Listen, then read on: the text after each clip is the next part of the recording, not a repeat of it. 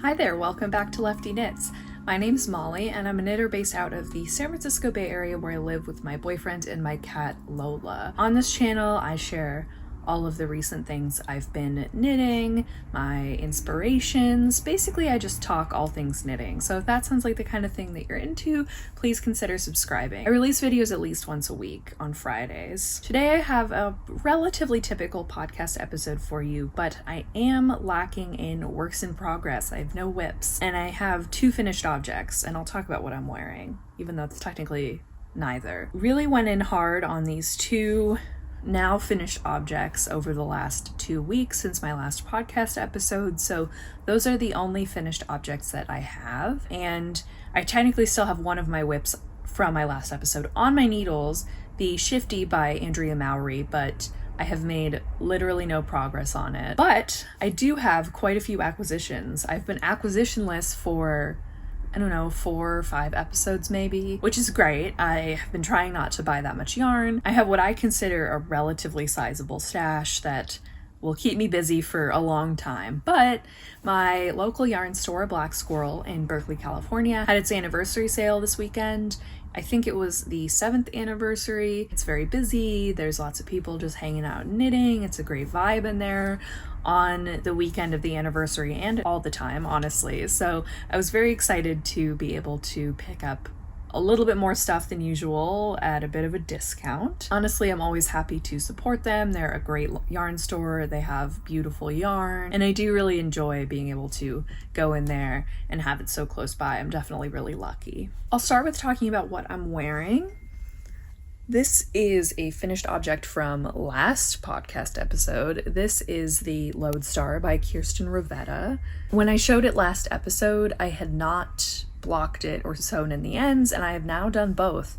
So it's officially finished, and it is just this sweater with a beautiful lace yoke and like 3/4-ish sleeves. They gather pretty dramatically, like you knit them straight until the cuff, at which point you're doing some decreases before you start, and I just think it's so beautiful. I've had this pattern in mind for I don't know, over 2 years now. I remember when this sweater came out. It was in the summer 2021 issue of Pom Pom, and I bought it at Farmer's Daughter Fibers in Great Falls, Montana when I was there with my boyfriend's family. I spent a long time planning this knit, thinking about this knit, waiting for the perfect yarn. It turns out I actually had this yarn in my stash.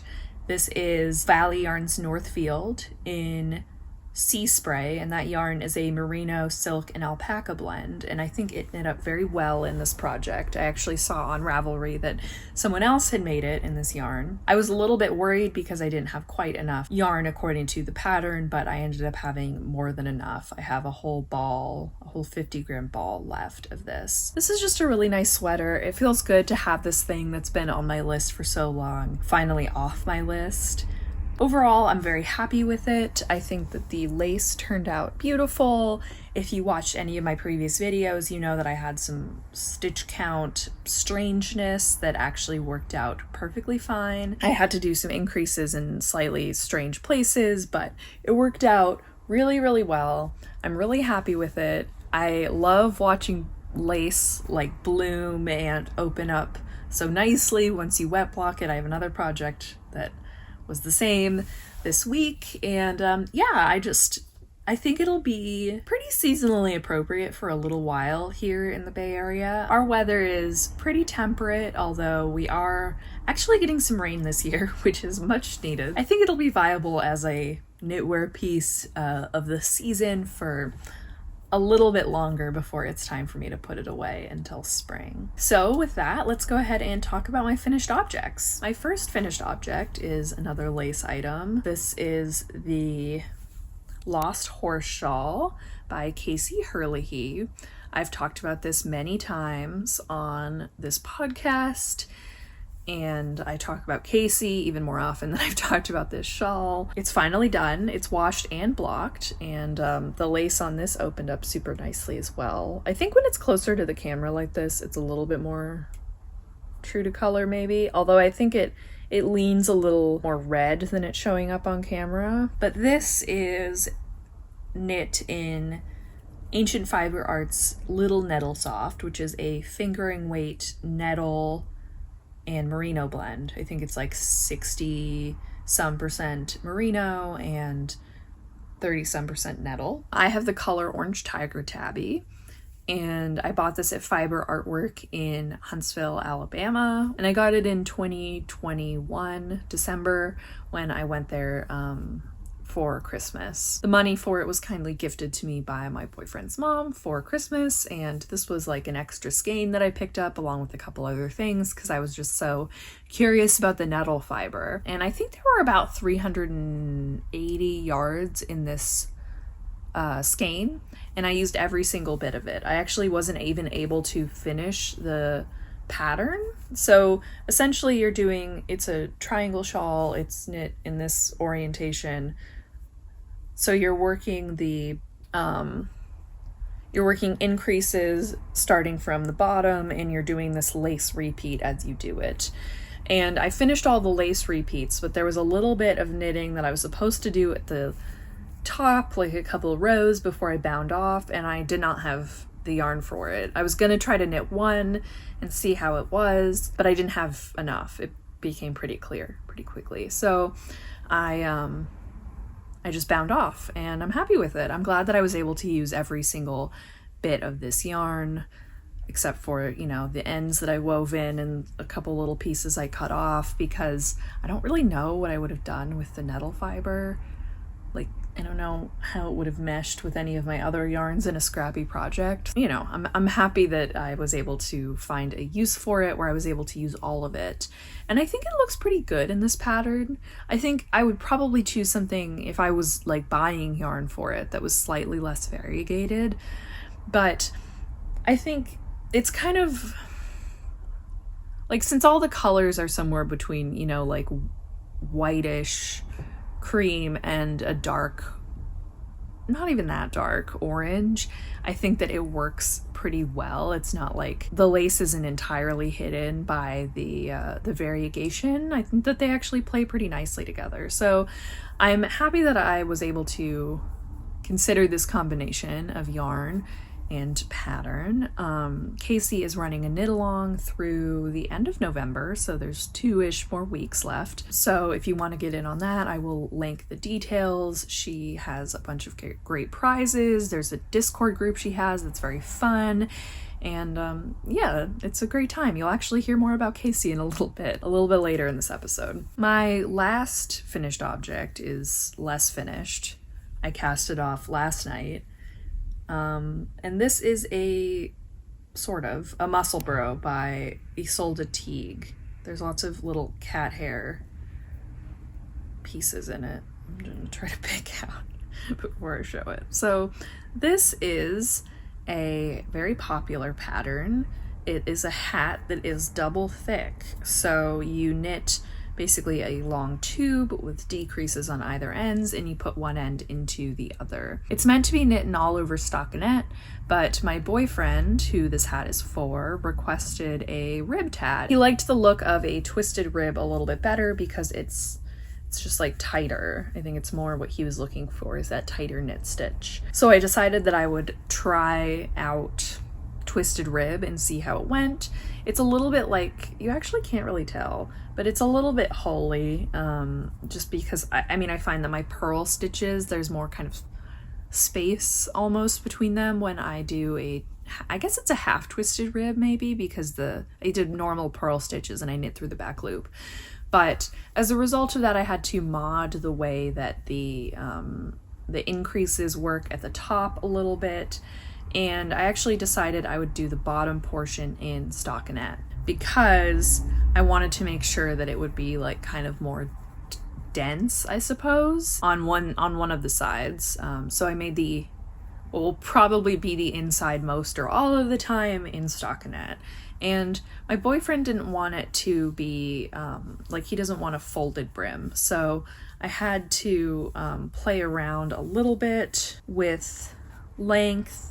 And it's a little short still. I blocked it when it was probably like, I don't know, this long, just to see how the fabric would behave. And I think the stockinette will maybe behave differently than the rib, and that's something that will be a little bit interesting. I'm not going to sew in the top end too tightly, although I think my move would be to do some surgery if I have to, probably lengthen the hat. I might have gotten a little overzealous in wanting to switch to the stockinette and wanting to cast off. So if anything, I think I'll be adding to this hat. And if I do have to do that, I don't think I'm gonna frog everything. I think I'm gonna try to put in a couple lifelines and cut into it. I have a good amount of yarn left. This is what I have left. So I have more than enough to finish it. I don't think I actually said what this yarn is. This is Blue Sky Fibers Woolstock Light in the colorway Wild Time, which is 100% Highland wool, and it comes in 50-gram balls. So I had 2, and I have this much of my second one left, which is great because I think it's a lot less than the pattern says it will take, because the pattern is written, I think, with like a folded brim in mind. I think it says it should take more than like 400 yards for a adult large hat, which is what I made, again with modifications to, you know, compensate for the fact that I went with a twisted rib. This hat has been interesting. I did a lot of trial and error. I had to restart the top a little bit. I think it ends up looking pointier in twisted rib. Like it behaves way differently than stockinette. This is my third muscle burrow. I made one for me and one for my boyfriend in plain stockinette. So I'm still not totally sure exactly how it'll feel or look. Like the inside feels a little bit like bulky, I guess, like hard to kind of get it to lay like comfortably inside of itself.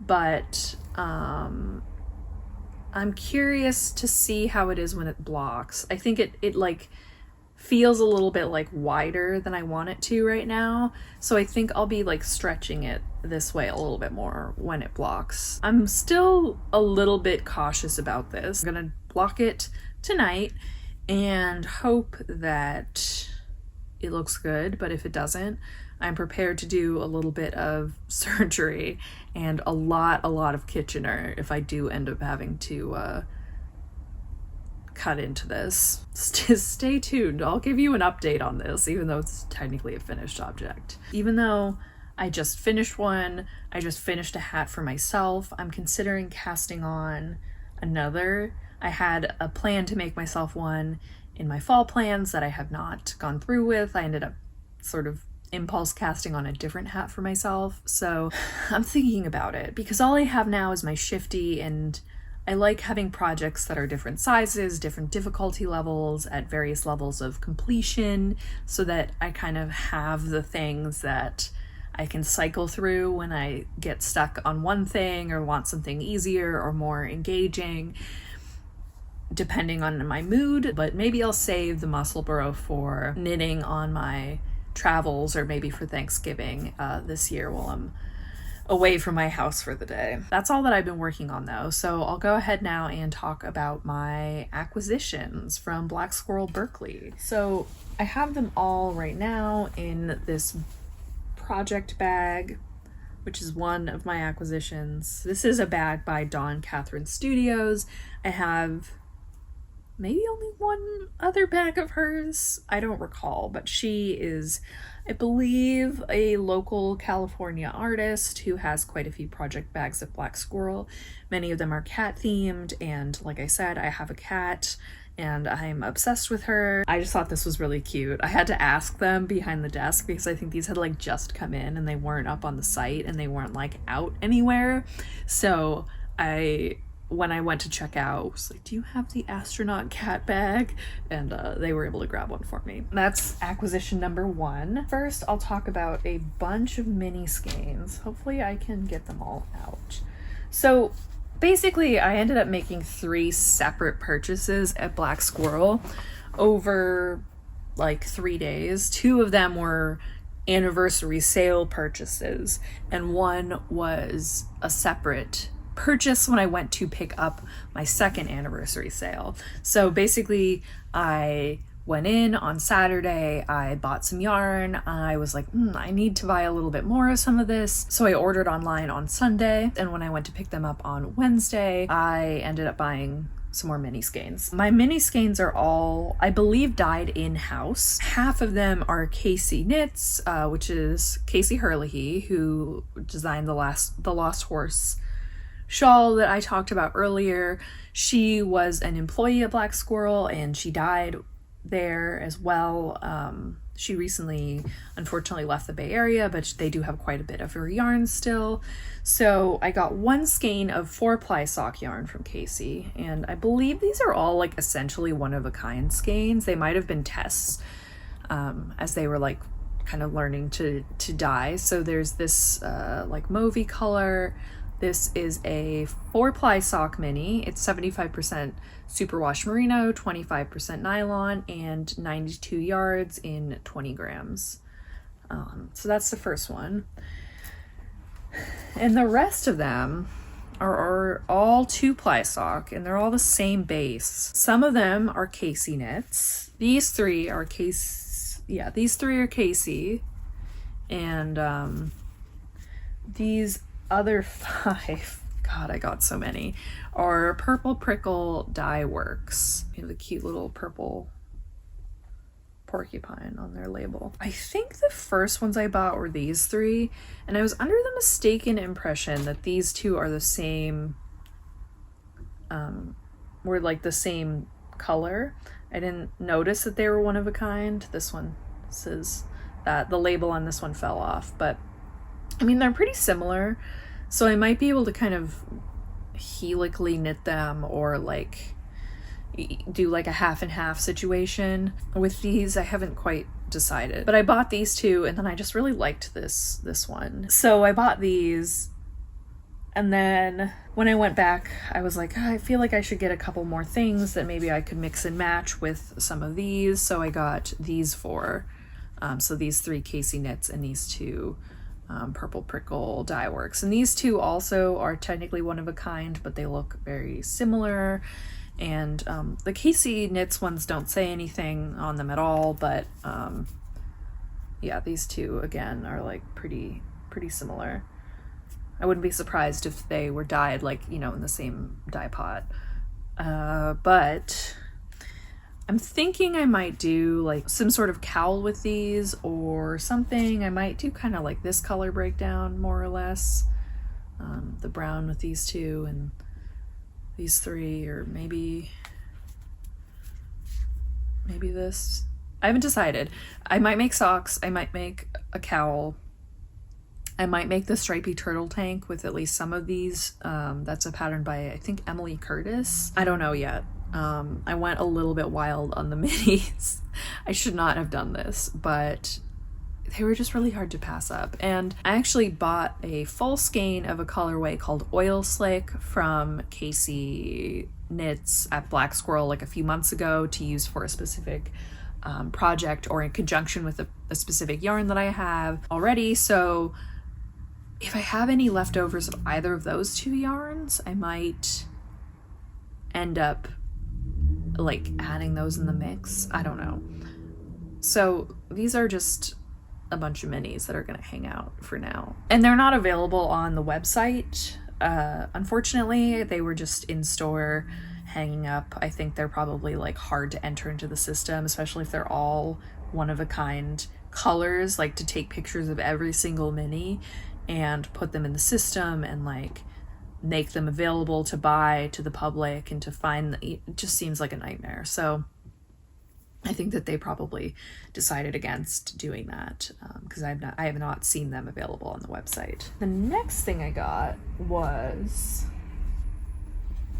this Tencel fingering yarn. This is from Golden Sheep Fibers, and oh, it looks so like shiny in this light. I would say that it looks a little bit darker and a little less shiny in a natural light, like to my eyes right now. But this is a 100% Tencel yarn. It is in the colorway Penny for Your Thoughts, and it is 400 meters or 437 yards per 100 grams. I originally bought one of these, and this was actually the thing that prompted my second order, because I decided that I wanted two so that I would definitely have enough to make some sort of like tea. Golden Sheep Fibers has been available at Black Squirrel for quite a while. This yarn has been on my mind for a while because I've never worked with a Tencel yarn. Unfortunately, Golden Sheep Fibers is out of business. The final bit of their stock is at Black Squirrel. They have no more yarn and they're not dyeing anymore. I really wanted to try this yarn before there was no more left, because I don't know. I mean, I'm sure I could find a Tencel base somewhere, but I've never seen another one from a different dyer.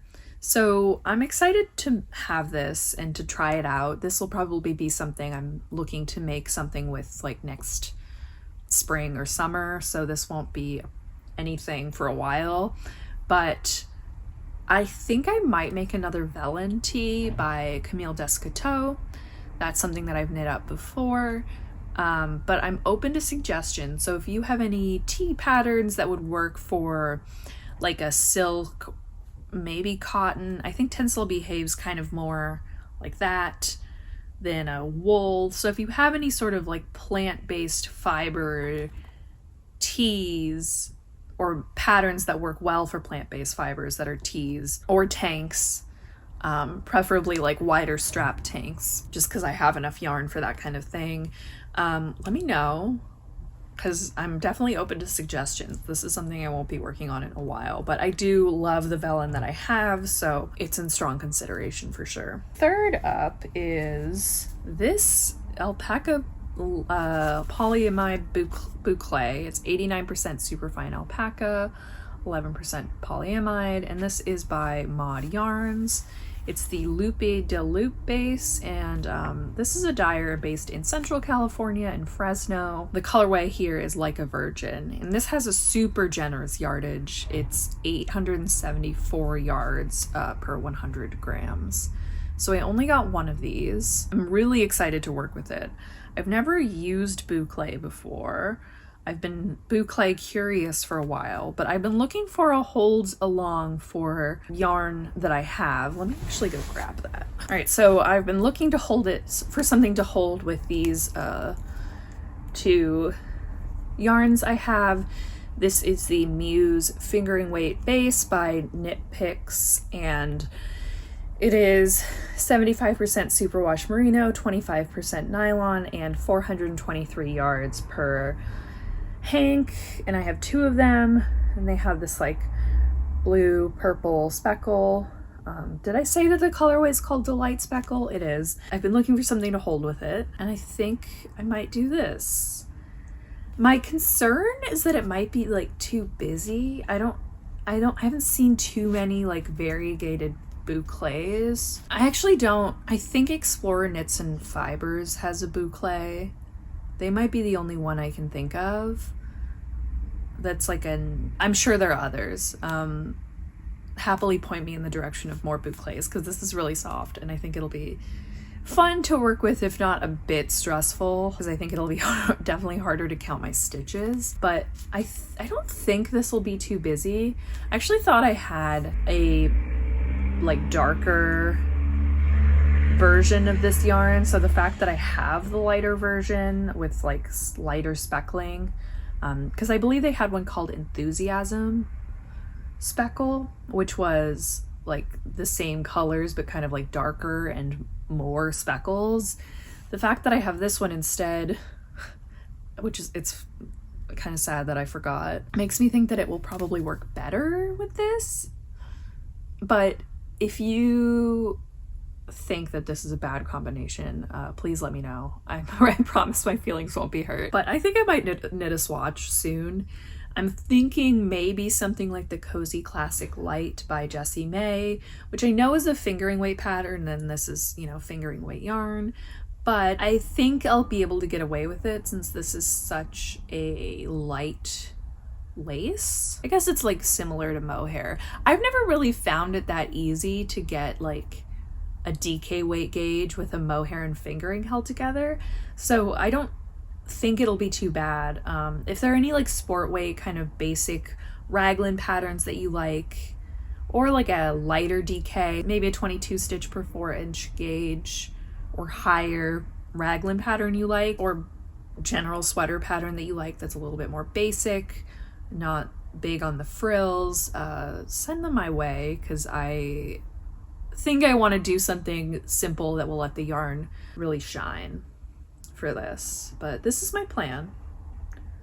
We'll see how the swatch looks. If the swatch looks terrible, then I'll pivot. The final yarn that I got was another Golden Sheep Fibers yarn, and this is a BFL sock base. It's 464 yards for 100 grams, and it's 75% superwash British Blueface Leicester. I hope I'm saying that right.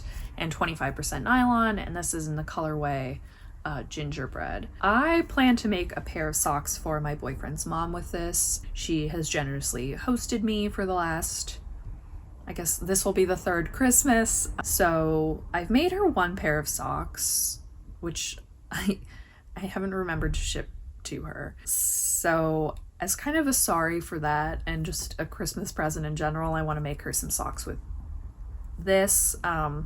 I think she will appreciate having something that's, you know, like a local yarn. And I don't know, this color I decided would be nice. You know, it's relatively dark. It's like this rich brown.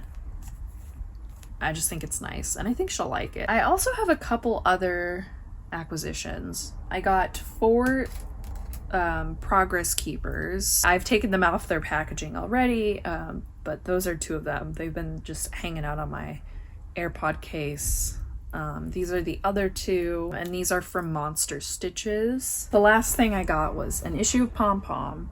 This is the spring 2020 issue, number 32. As you may already know, it's been announced and it's been out there for a while. Pom Pom is closing up shop. They are not going to be making any more issues after their next one. I've been kind of eyeing different Pom Pom magazines, thinking of what I would like to make from them, and while the sale was on, and once I was home, I believe, yeah, this was one of the online orders I made. I was checking out which Pom Pom issues were available at Black Squirrel, and I decided to go with this one. It was already discounted compared to a newer issue, I think just because it is old already.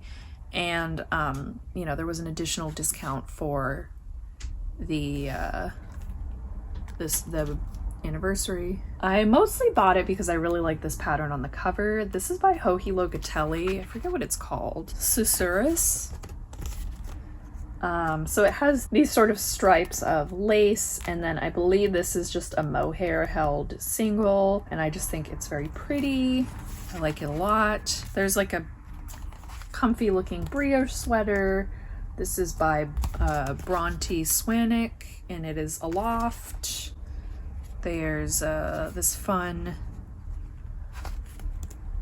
pullover with this yoke detail and the stripes. That's called Aubade, A-U-B-A-D-E. That's by Natalia Sinelishkova.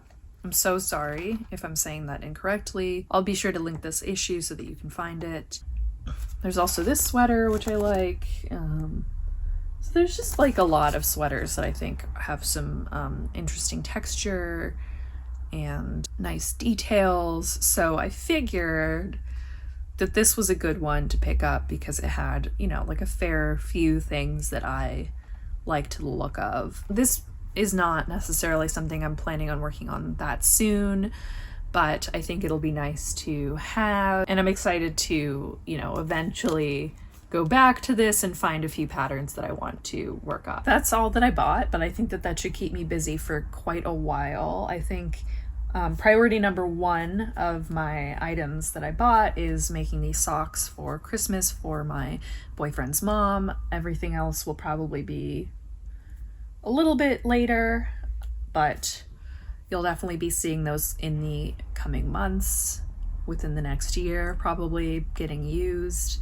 And that's it. Those are my acquisitions. I hope you enjoyed seeing what I bought, seeing my finished objects, or my dubiously finished object, I guess, in the case of my muscle burrow. I'd love to hear what you've been working on. If you have any ideas for me to work up any of these yarns that I've talked about, please let me know. I'm happy to accept help to figure out what to do with all of these things that I bought. If you liked this episode, don't forget to give it a like and consider subscribing to my channel. Next week, I plan to talk a little bit more about how my fall knitting plans went and what my plans are for the winter. So stay tuned if that's something you are interested in. Thanks again for watching. I hope you have a great rest of your day, and I'll see you next week. Bye.